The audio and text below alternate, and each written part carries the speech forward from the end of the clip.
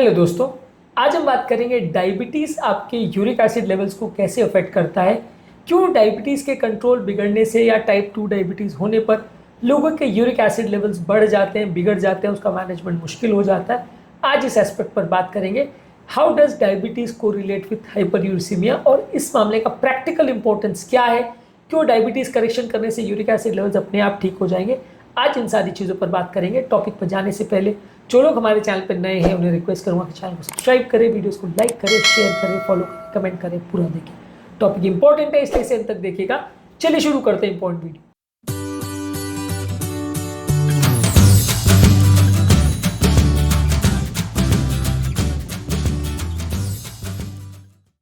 सबसे पहला, बॉडी का जो इंसुलिन रेजिस्टेंस होता है उसकी वजह से किडनी में ज़्यादा इंसुलिन होने की वजह से किडनी में यूरिक एसिड का रीअब्जॉर्प्शन बढ़ जाता है।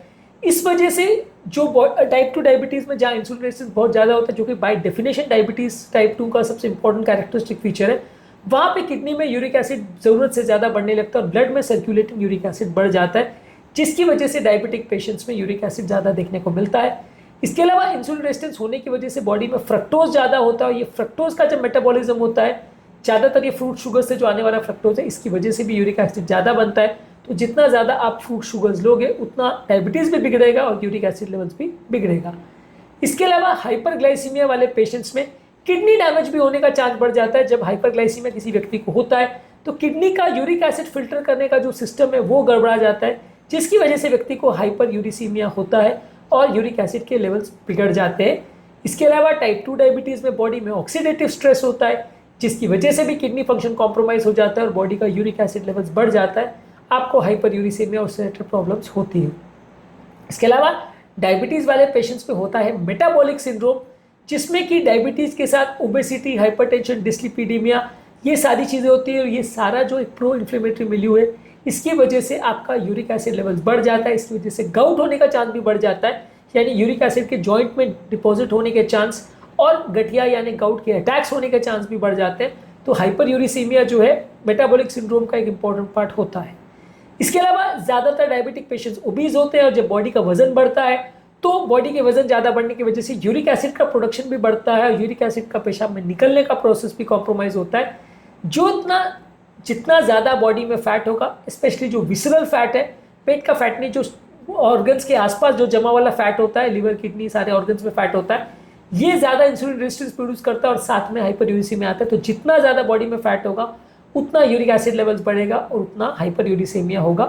इसके अलावा गाउट होने का चांस भी ज़्यादा बढ़ जाता है, आर्थराइटिस होने का चांस, बॉडी के इन्फ्लेमेशन होने का चांस और ये यूरिक एसिड के क्रिस्टल जॉइंट में डिपॉजिट होने का चांस भी बढ़ जाता है जब आपको पुअरली कंट्रोल डायबिटीज़ होता है। बॉडी का ओवरऑल एक इन्फ्लेमेटरी रिस्पॉन्स कंटिन्यूस बिगड़ता है।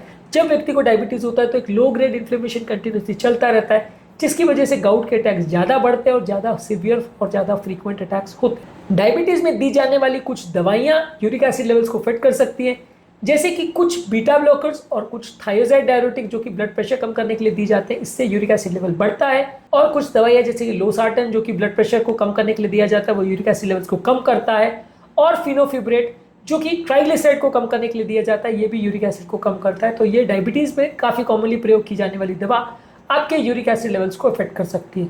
तो मॉरल ऑफ द स्टोरी है कि हाइपरयूरिसीमिया डायबिटीज़ वाले पेशेंट्स का एक इंपॉर्टेंट पार्ट है। डायबिटीज़ वाले पेशेंट्स में जहाँ इंसुलिन रेजिस्टेंस होता है वहाँ भले यूरिक एसिड बेसलाइन बहुत ज़्यादा ना भी रहता हो पेशेंट का, तो भी बढ़ जाता है और बॉडी का यूरिक एसिड को निकालने का सिस्टम या बॉडी का यूरिक एसिड को मैनेज करने का सिस्टम, यूरिक एसिड बनाने का सिस्टम, सब कुछ गड़बड़ा जाता है। गाउट के अटैक्स बढ़ जाते हैं, बॉडी का इन्फ्लेमेशन बढ़ जाता है, आर्थराइटिस का चांस बढ़ जाता है।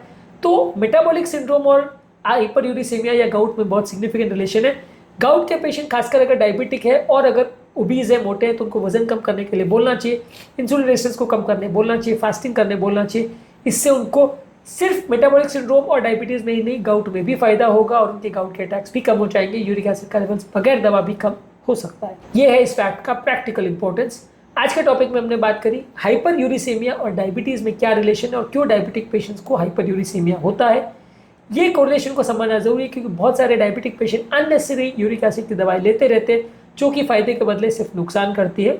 डायबिटीज़ और मेटाबॉलिक सिंड्रोम को कम करने के टिप्स और टिप्स पर हमने अलग वीडियोस किया है, इनको भी जरूर चेकआउट करें।